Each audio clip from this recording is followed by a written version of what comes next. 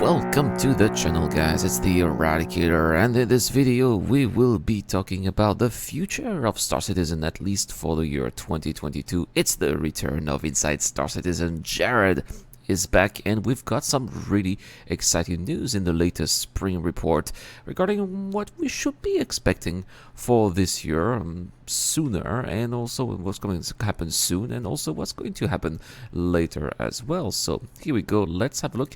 And it seems that we're starting with the hospital at Lorville. That is really exciting because we've seen this hospital at Lorville, at least the exterior, since the beginning of Star Citizen of 3.5, which is when Lorville and Hurston eventually became available to us, the backers. Back when was that? That was early 2018, or sorry, late 2018, a very long time ago, right? And well, it's about time that we get to be healed in Lorville. So let's see what this is looking at. Looks like we got those giant statues like we have in a CBD. Let's start things off with some of the continuing work for hospitals and the recent work in progress of Maria Pure of Heart, soon to be found on Hurston in the upcoming Done by Alpha the team at 317. Montreal, by the way. While functionality will be similar to hospitals currently in the burst, you can see here the Oh, look at that. Look, how is... That's a very interesting... Magda Hurston, and Magda... That is not Magda Hurston. This is going to have to be changed here. But that's very interesting. At least, maybe this could be... Because this is Magda Hurston here, named after... I mean, one of the moons is named after her. Nice to see a little... some faces of those people of the Hurston family. Of course, the Hurstons own the planet, so they are very proud of their heritage, something that we get to see all around the planet, and we are reminded of that. And I'm glad that this is something that the developers or the creators of this hospital have not forgotten. Hurston family-specific touches that will help you immediately know where you are when you wake up. Now, this hospital already feels like an extension of the CBD players are familiar with. Definitely looks very brutalist, with those very sleek lines of concrete. It's definitely not as joyful and lively as the hospitals of New Babbage or Orizon. Definitely has a more industrial, cold feel. Well, Work very worthy of being done on first. Mercy Oh, well, that's Hospital different. for the once and future Levski. Levski.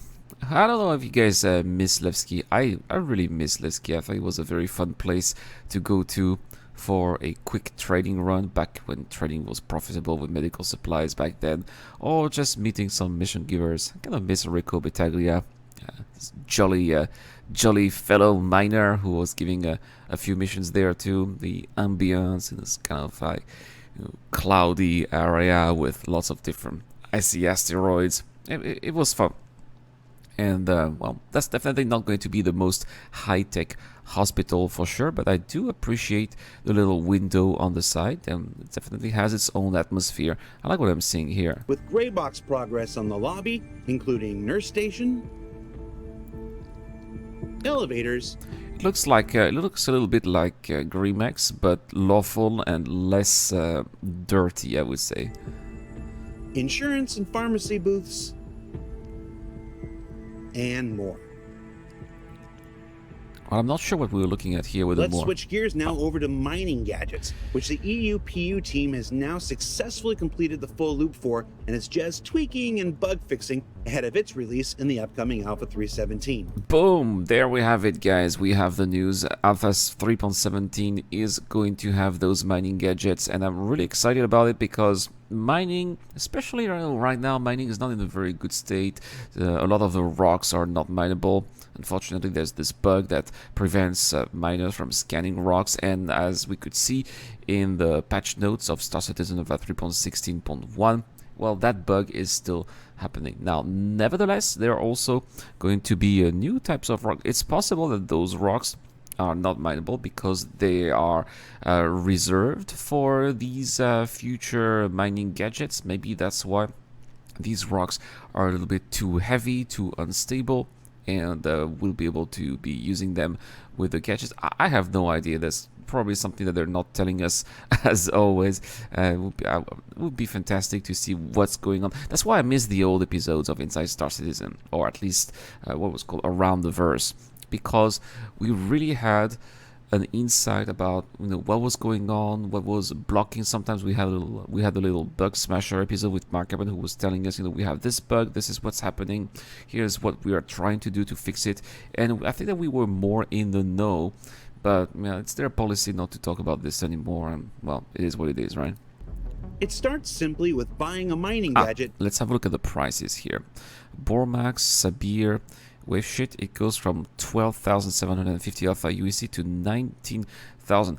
Now, those are expensive. We better be able to collect them after using them, because I can't see myself buying, spending that much money each time I'm going to mine. Otherwise, that really has to be profitable. Because that's a lot of money. And bringing it back to your ship to place in its local inventory. In this case, our prospector. Okay, so yes, looks like we are indeed able to put it back in the ship's inventory, bring it back and forth. Okay, that's good news. Now take off, find yourself a mining deposit, and scan it like normal. Here, we found a node with an instability of... Okay, let's have a look here. How is the instability? It's 0.91, right? 0.91, which doesn't usually make for a great mining experience. Well, that's not the worst. Come on, Jared. 0.91. I've seen instability. 0.91 is not great. What's inside?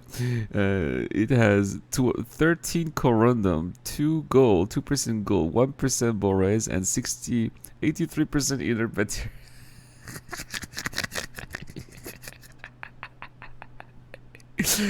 Guys, and I'm not even a great miner. These are the kinds of rocks that I would mine. Oh yeah, there's a little bit of borase, I'm gonna mine them. That is so easy.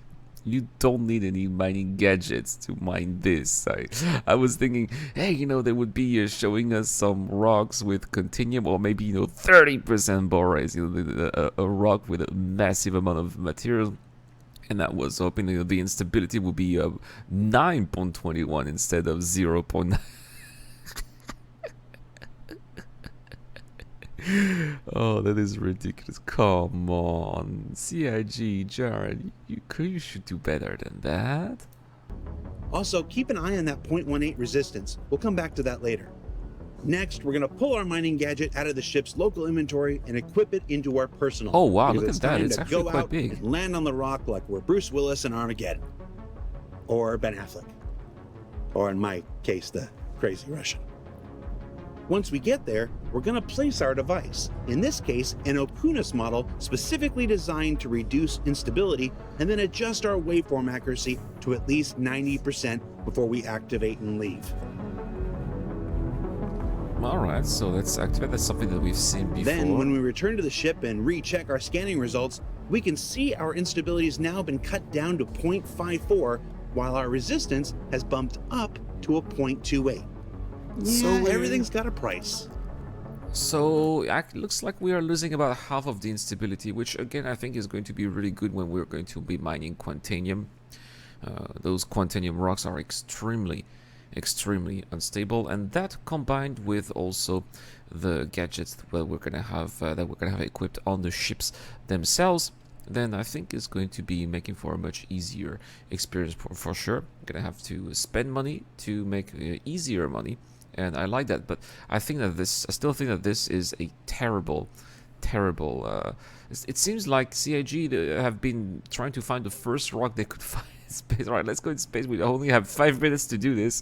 Let's find the first rock we can do and show it to the backers. It's ridiculous. It's at this point that you can mine, break apart, and collect like usual. And in many cases, even recollect your mining gadget to be used again in the future.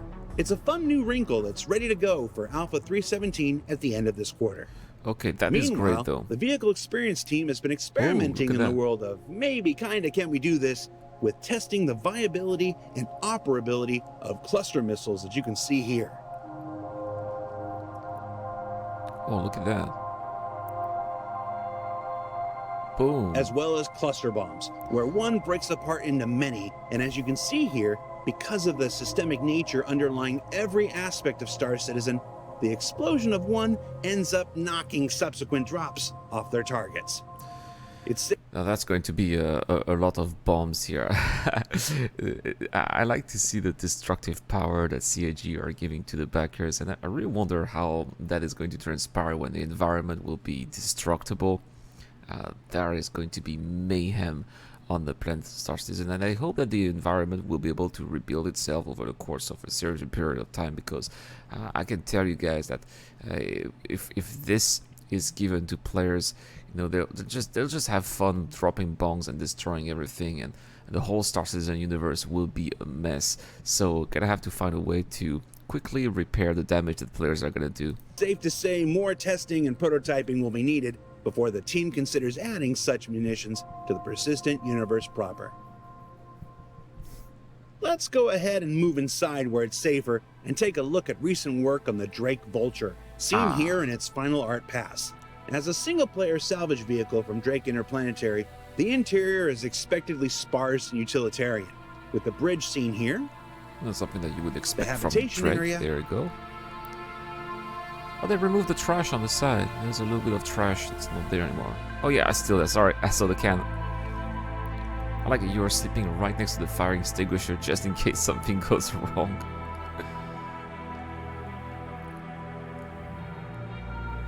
I like the music. I forgot where the music was found in the verse. Is it the music Neolevsky? I miss this music. And the processing area. Oh yes, that's where the scrap is going to go and will be processed into useful material, maybe. Put into the cargo hole in boxes. Oh, I almost forgot. Sorry everyone. Here's the bathroom too. Yep, everyone's favorite. We're gonna have Pooping 2.0 this year. Is that soundproofing? Soundproofing. Why do you need soundproofing in a single player vehicle?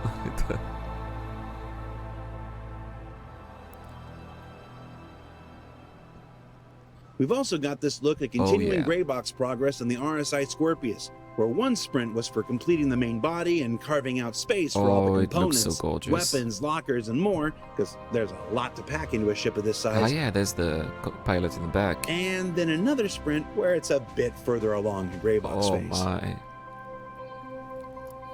For those of you who don't know, the Scorpius is the X-Wing of Star Citizen. Has these wings that can deploy, and it looks like an X, just like I would expect from a X-Wing type of ship. And let's not forget the real There you hotness, go, like this. its wings fully extended. And it has a lot of guns. Nice. Very nice indeed. I wish we could have red Work also engines in the back. continues on the hull A A. as the team focuses on finalizing more intricate details of the extending and retracting cargo grid in the middle. That is going to be the first And the engine assembly the first ship of the hull series. It's going to be hull A, a little bit larger will be the hull B, and the hull C for large-scale cargo hauling, even larger the hull D, and the massive hull E. I think that they'll be using the hull A as a benchmark for the entire series, since it will be the first ship to be released, but we should be expecting the hull C, which has been, they've been working on the hull C for a very long time, probably because it is required for Squadron 42. And hopefully we're going to have the cargo refactor. It's also a ship that we could be seeing this year as well. At the rear.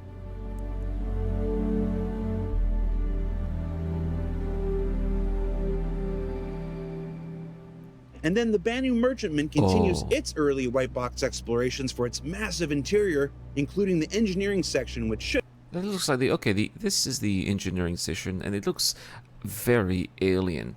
Now I really like that because of course we are humans, right? So probably at the beginning, for those of you who will be specialized in engineering, you guys will have no idea of what you'll be looking at because you'll be familiar with human ships and human designs. And I like that, the idea that it's so alien, you're gonna have to completely relearn your craft to be able to fix that and make this ship up and running.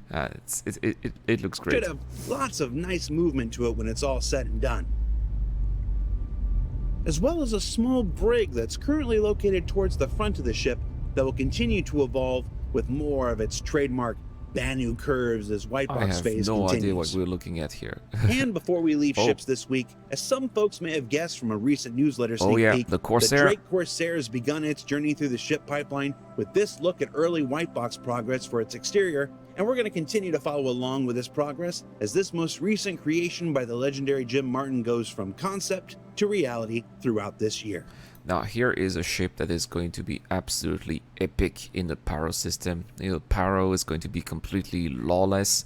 It's going to be anything goes, free for all, and you're going to need a ship that's going to pack a punch over there if you want to survive or if you want to be making a living there. People say, oh, this ship is going to be overkill. This ship has too many guns. But, you know, first you're going to have to need a crew to operate this ship. And second, you know, this Pyro is not going to be the standard system. You need a lot of guns over there to survive and to make a living. You will not be able to survive much long over there if you go with a little freelancer or a constellation. That's not how it's going to work. Over there, you're going to have to be there with your friends and a lot of guns to be able to make a statement, you know. I'm here to survive. I'm here to take your money. I'm here to take your cargo. Or I'm just here to mind my own business. Leave me alone. That's what it's going to be. And this is the ship that is going to let us just do that. Spacescaping. Now, it's been a while since we checked in on the universe's gas cloud tech, and the environment teams recently completed a sprint exploring some Lagrange point looks for the various planets of the upcoming Is this in engine Pyro or system. is this concept art? Each star system, planetary area... Wow, look at the purple. I love purple in space. And, well, that is definitely looking quite alien. What ship are we looking at here? Is that a reclaimer? And planet itself is designed with a specific color palette in mind at the earliest parts of the process. And some of the coloring you see here may and will change as the lighting passes begin. Oh no, see. Additionally, the wrecks you see here are all currently placeholder, as the Oh, they're call has gone out placeholders. to create more dynamic and in some cases more recognizable debris for the players to explore. Yeah. Oh, so we're gonna have not only wrecks in, you know, on planetary surfaces, but we're gonna have those wrecks in Lagrange clouds as well, which of course makes sense. There should be wrecks in asteroid fields too, and it's gonna give, you know, more opportunities for players to do something in the verse. That's great. But when is that coming, right? We're on the road to Pyro this year, and you can expect to see lots more as 2022 progresses. Did you hear that, guys? He said it again. Another date bomb here. Thank you, Jared. So 2017, we're gonna have Q1. We're gonna have 2017. Gosh, 3.17. You know, we're gonna have the mining gadgets. This year, he said, you know, 2022, we're on the road to Pyro, guys. This is it. And well, which definitely will be updated. It's the road to the Banu merchantman. It's the road for Pyro. We're gonna have the Corsair as well. It's going to be an exciting year. And before we let you go, the teams are following up on the concepts you saw at CitizenCon for Outlaw space stations, and moving through Whitebox Phase, designing the variety of them you will encounter scattered throughout the Pyro system, including some areas that share some assets with the colonialism outposts found planetside, and trailing wires throughout while keeping the possibility of AI traversal in Yeah, mind. because that's not really gonna be easy for AI You know, to some walk poor around. engineer is going to get caught up in here the wrong way, and that's how you get Vera at the end of Superman. Well, so would it be possible for players to actually fix the wires and make the station a little bit more more functional? I think that would be great. Can you imagine if they actually give some, you know, non-combat job opportunities for players who want to experience Pyro without necessarily having to do the pew-pew? I think that would be a good idea. It's something that they've been talking about for quite a while in Star Citizen, but we have yet to see. And who knows when Pyro will be there? Maybe it's something that we'll be able to see. That was a joke for about 16 of you. Here's another one. This kind of looks like Hassan's office a bit. That was just a joke for Ian Leland. Finally, here's some video follow-up of the continuing Whitebox progress of an look at the- exterior combined with the spacescaping you saw before. Oh wow, did you see the storms behind? Oh, we're gonna have pads. Wow, whoa, whoa, whoa, whoa, whoa, whoa, whoa, whoa, whoa, whoa, whoa. Let's have a look again at this. It almost looks like, you know, all of these, of course this is Whitebox, right? It's far from being final, but I like all these different modules are being, you know, just put together here, you know, in a very wild fashion. Almost looks like some kind of shanty town, but in space. It's fantastic, and I really want to see that in the verse. CIG, please continue this way. This is looking really great. And I'll make it the thumbnail of this video, by the way. I really love what I'm seeing here. And I love that we have pads. You know, there have been talks about removing pads and only having hangers because they're, you know, pad rammers. But I just like the idea of pads. We should have pads in the verse. You know, I like the idea of a good landing, a perfect little landing on the pad. And that we need to keep that. It's not because some people like to do pad ramming. They'll be dealt with eventually. That we should get rid of all the pads, and especially on Pyro. Pyro is free for all. People want to be, if people want to be jerks and pad ram people over there at their own expense, you know, let them do it, right?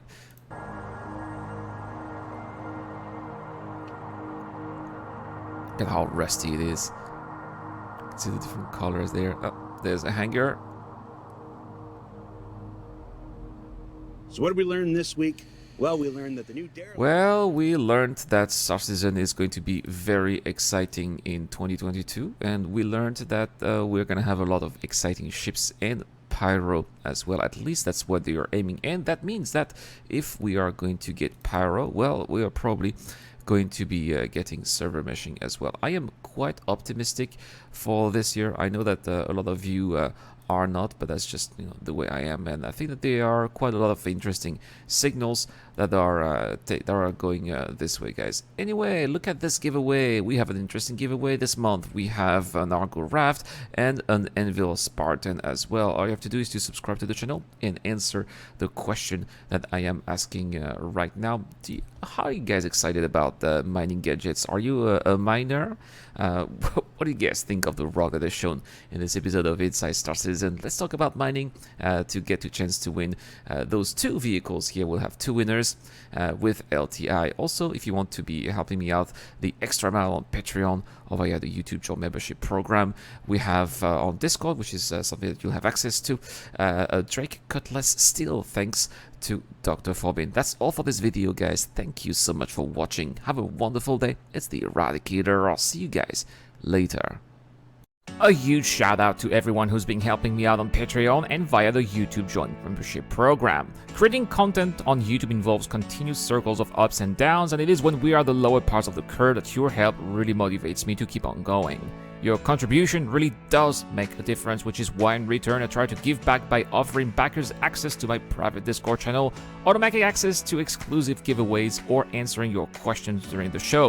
You can help me out with as little as $1 a month, and any help is greatly appreciated. Thank you very much for watching again. This is the Eradicator. I'll see you guys later.